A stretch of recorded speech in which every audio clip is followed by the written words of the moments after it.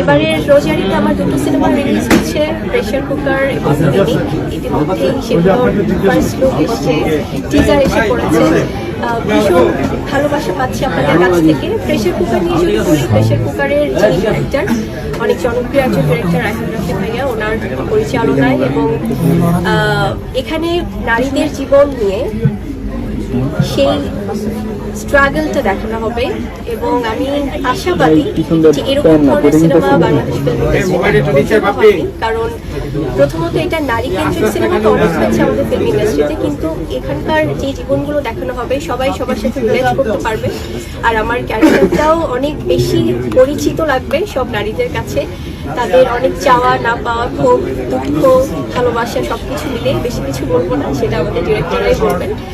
আর আরেকটি যেটি পিনিকের ডিরেক্টর হচ্ছে জাহিদ জুয়েল ভাই, ওনার প্রথম সিনেমা, ভীষণ থ্রিলার বেসড একটি সিনেমা হতে যাচ্ছে পিনিক। আমার মনে হয় দর্শকরা টান টান উত্তেজনা নিয়ে আসলে সিনেমা হলে উপভোগ করবে।